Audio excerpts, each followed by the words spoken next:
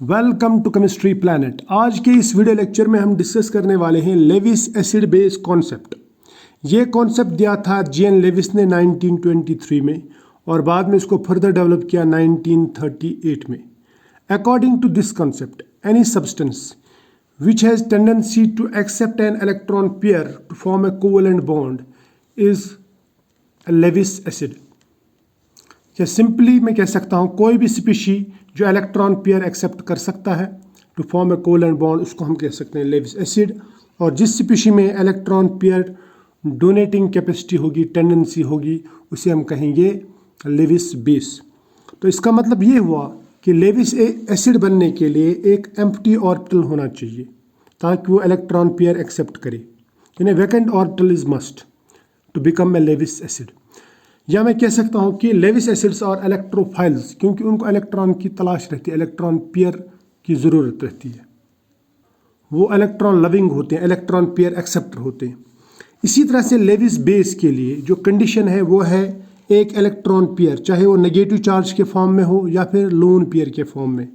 तो मैं कह सकता हूँ लेविस बेसिस वो स्पीशीज़ हैं, सब्सटेंसेस हैं जिनमें एक लोन पेयर होगी। या मैं कह सकता हूँ कि जो लोन पेयर डोनेट कर सकते हैं या जो एक्ट कर सकते हैं as nucleophile, nucleus loving, positive charge loving. For example, मेरे पास में दो मॉलिक्यूल्स हैं, न्यूट्रल मॉलिक्यूल्स हैं दोनों। एक है BF3। BF3 में B के पास, सेंट्रल एटम के पास में एम्प्टी ऑर्बिटल है, और दूसरा NH3। NH3 में सेंट्रल एटम पे एक लोन पेयर है। तो इसका मतलब ये लोन पेयर दे सकता है और ये लोन पेयर ले सकता है। फिर मैं इसको कहूँगा कि ये डोनर है और ये एक्सेप्टर है।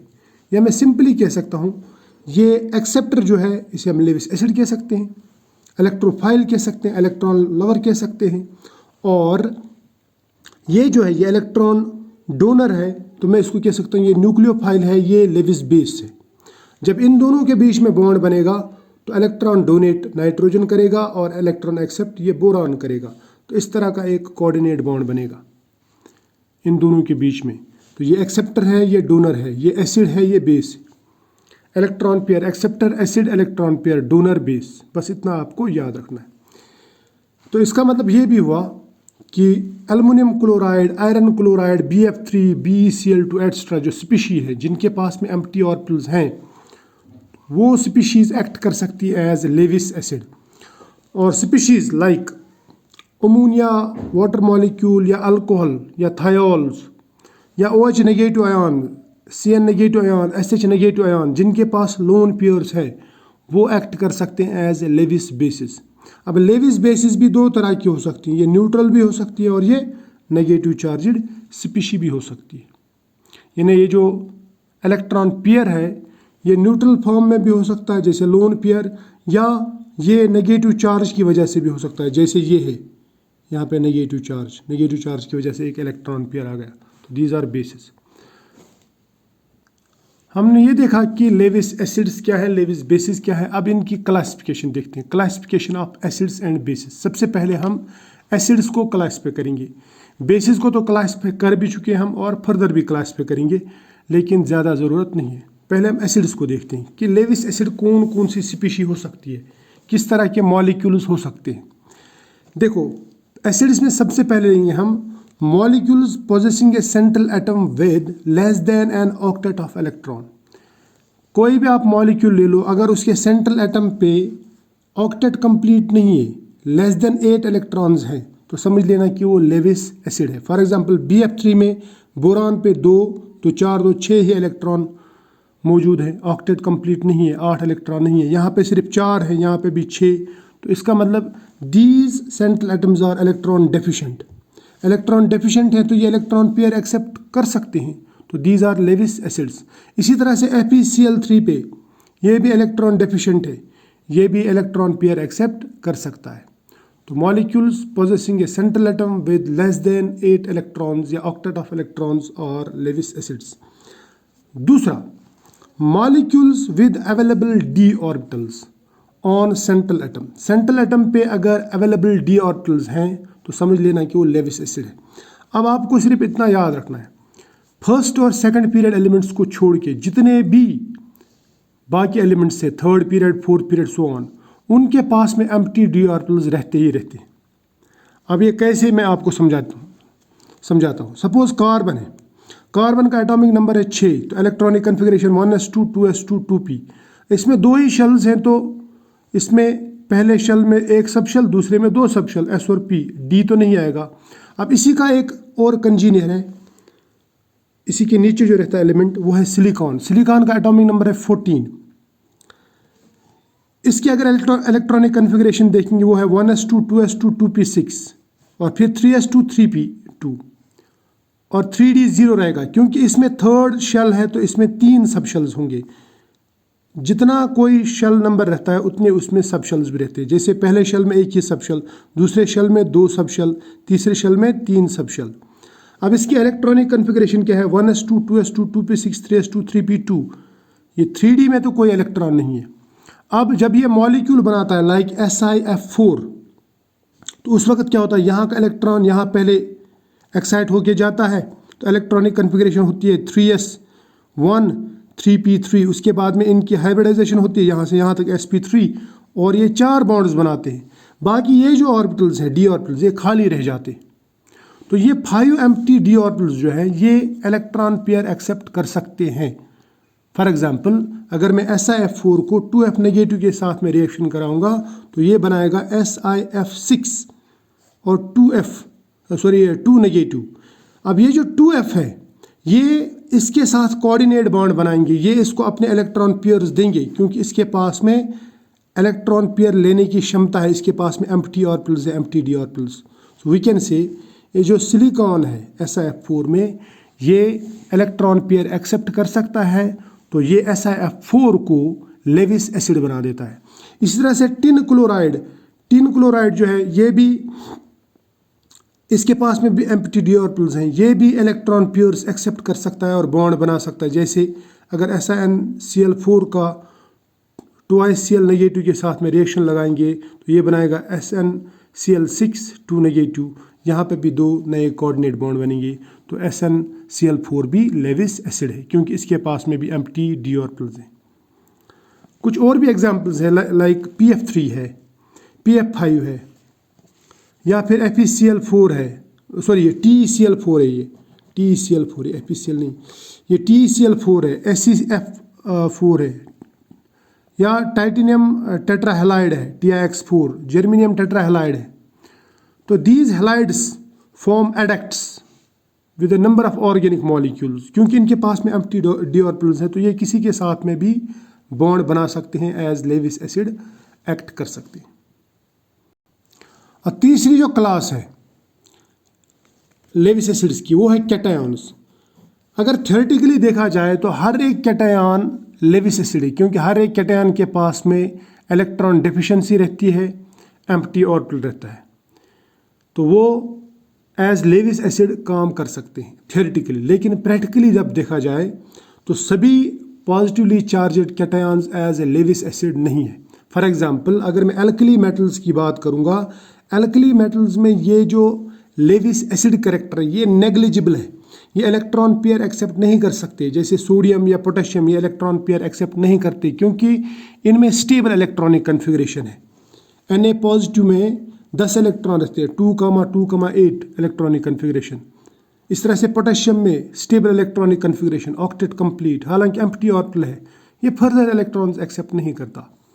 लेकिन कुछ एलिमेंट्स हैं, जैसे एल्कली मेटल्स में कुछ एलिमेंट्स हैं जो ऑक्टेट कंप्लीट होने के बाद में भी इनमें टेंडेंसी रहती है to accept electron pair because of strong effective nuclear charge. जैसे मैग्नीशियम 2 पॉजिटिव है या बेरिलियम 2 पॉजिटिव है।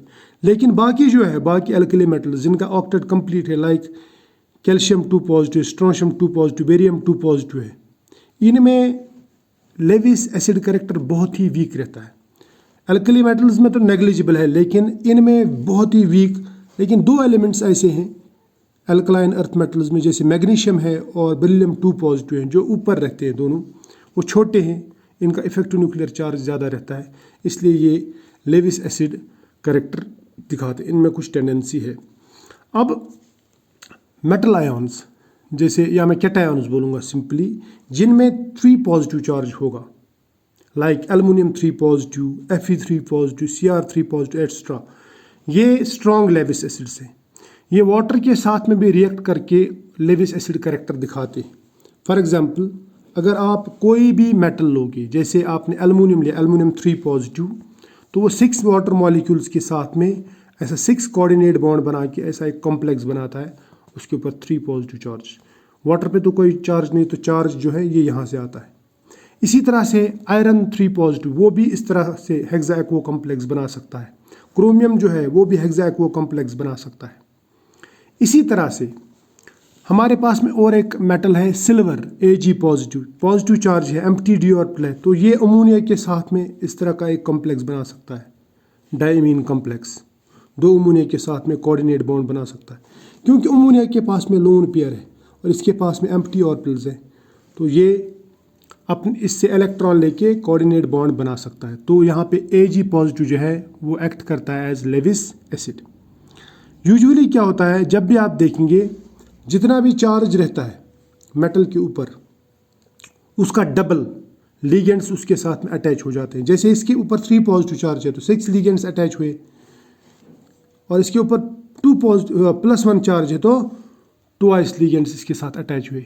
यूजुअली ऐसा होता है, लेकिन हमेशा नहीं, ये बात याद रखना। तो ये था टाइप नंबर 3 या class number 3 of Lewis acids. अब चौथा एक क्लास है molecules with multiple bonds between dissimilar atoms या between atoms with different electronegativities. For example, हमारे पास में कार्बन डाइऑक्साइड है, यहाँ पे मल्टीपल बॉन्ड है कार्बन और ऑक्सीजन में। कार्बन की इलेक्ट्रोनेगेटिविटी कम है, ऑक्सीजन की बहुत ज़्यादा है। यहाँ का 2.5 है तो यहाँ का 3.5 है, तो बहुत डिफरेंस है इलेक्ट्रोनेगेटिविटी में। इन दोनों के बीच में जो बॉन्ड बनता है वो पोलर बॉन्ड बनता है, इसमें बॉन्ड मूवमेंट रहता है। अब अगर ये जो कार्बन है, इसको अगर आप जैसे कार्बन डाइऑक्साइड को अगर आप हाइड्रोक्साइड के साथ में रिएक्ट कराओगे तो हाइड्रोक्साइड से इलेक्ट्रॉन पेयर यहाँ अटैक करता है कार्बन के ऊपर। यहाँ से ये बॉन्ड इधर शिफ्ट हो जाता है, मान लीजिए ये बॉन्ड इधर शिफ्ट, क्योंकि कार्बन लेस इलेक्ट्रोनेगेटिव है, इसके ऊपर delta positive charge, oxygen more electronegative है, डेल्टा नेगेटिव चार्ज। तो ये नेगेटिव चार्ज पॉजिटिव सेंटर पर अटैक करता है, ये डबल बॉन्ड इधर शिफ्ट होता है और यहाँ पे हमें एक बाइकार्बोनेट आयन मिलता है। तो फिर मैं ये कह सकता हूँ कि ये जो कार्बन डाइऑक्साइड है, इसका सेंट्रल एटम यहाँ पे इलेक्ट्रॉन पेयर एक्सेप्टर है, तो carbon dioxide acts as Lewis acid. समझ में आ रही है बात? इसी तरह से सल्फर डाइऑक्साइड या सल्फर ट्राइऑक्साइड भी कर सकता है। जैसे हम यहाँ पे लेंगे, ये है सल्फर डाइऑक्साइड, हालांकि इस सल्फर डाइऑक्साइड के ऊपर लोन पेयर भी है, लेकिन इसके ऊपर इस सल्फर में एम्प्टी ऑर्बिटल्स भी हैं, यहाँ पे मल्टीपल बॉन्ड भी है। Sulphur is very much less electronegative than oxygen, तो ये डेल्टा पॉजिटिव होगा, ये डेल्टा नेगेटिव। हाइड्रोक्साइड आयन जब भी अटैक करेगा वो पॉजिटिव सेंटर पे करेगा, ये लोन पेयर इधर शिफ्ट, तो हमें इस तरह का एक बाइसल्फाइड आयन मिल जाएगा।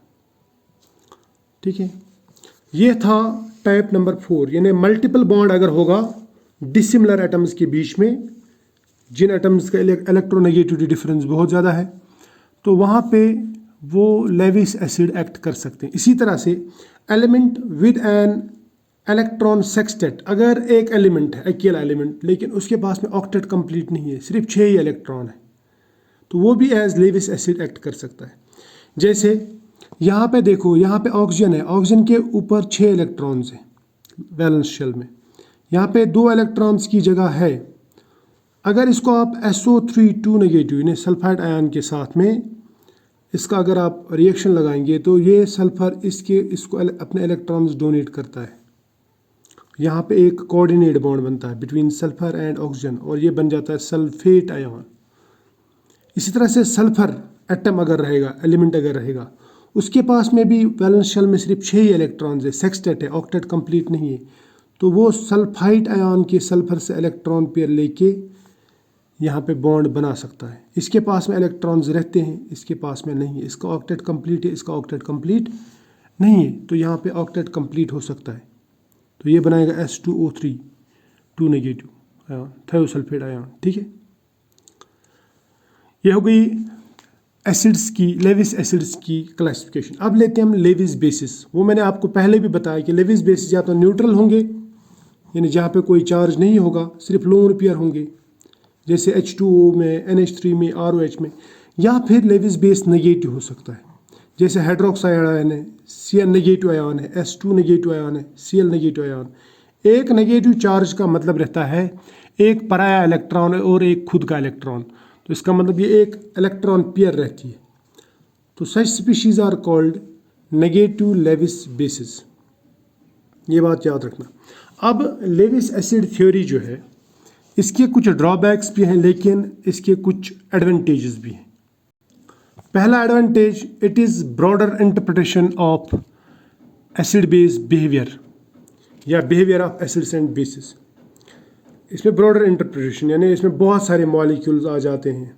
This theory is independent of solvent, यहाँ पे सॉल्वेंट का कोई रोल नहीं है, सॉल्वेंट कुछ भी हो ये वो नहीं देखता, ना ही ये किसी एलिमेंट पर्टिकुलर एलिमेंट पे डिपेंड है, लाइक H पॉजिटिव, क्योंकि हमने ब्रोंस्टेड और आर्हेनियस में H पॉजिटिव आयन का रोल बहुत देखा। यहाँ पे कोई एलिमेंट डिपेंडेंट नहीं हो, H पॉजिटिव हो ना हो, जैसे यहाँ पे H पॉजिटिव कहीं पे भी आपको दिखाई नहीं देगा, लेकिन ये फिर भी ये एसिड है और ये एसिड है और ये बेस, हम इसको डिफाइन कर सकते हैं। इस तरह से ऑक्साइड्स में ये हमें बता सकता है कि कौन सा ऑक्साइड एसिडिक है और कौन सा ऑक्साइड बेसिक है, ठीक है। तीसरी बात, जहाँ पे प्रोटॉन नहीं भी होगा, जहाँ पे हम प्रोटोनिक कंसेप्ट से एसिड बेस को नहीं समझा सकते, वहाँ पे हम लेविस एसिड बेस का एप्लीकेशन कर सकते हैं, इसको अप्लाई कर सकते हैं, इसकी मदद ले सकते हैं। तीसरी बात, आप जो भी रिएक्शन मैकेनिज्म पढ़ते हैं ना, उसमें आप लेविस एसिड बेस का ही कॉन्सेप्ट लगाते हैं, तो मैकेनिज्म इंटरप्रेट करने के लिए हम लेविस एसिड बेस का ही कंसेप्ट यूज़ करते हैं, ब्रोंस्टेड और लोवरी का कॉन्सेप्ट इस्तेमाल नहीं करते। लेविस एसिड बेस थ्योरी से हम बता सकते हैं कि मेटल ऑक्साइड्स कैसे बेसिक रहते हैं और नॉन मेटलिक ऑक्साइड्स क्यों एसिडिक रहते हैं, ये इससे हम बता सकते हैं। लेकिन इस थ्योरी के कुछ लिमिटेशंस भी हैं। देखो, सबसे पहले लिमिटेशन कि इसका कोई uniform scale of acid base strength नहीं है। आप ये नहीं बता सकते कि कौन सा एसिड कितना स्ट्रॉन्ग है, जिस तरह आप ब्रोंस्टेड में बता सकते हैं। ये कॉन्सेप्ट ब्रॉड है, तो जनरल केमिस्ट्री के लिए सूटेबल नहीं है, क्योंकि जनरल कंसेप्ट में एसिड बिहेवियर, एसिड बेस जो केमिस्ट्री है वो बहुत ही इंपॉर्टेंट है टू एक्सप्लेन डिफरेंट कॉन्सेप्ट्स।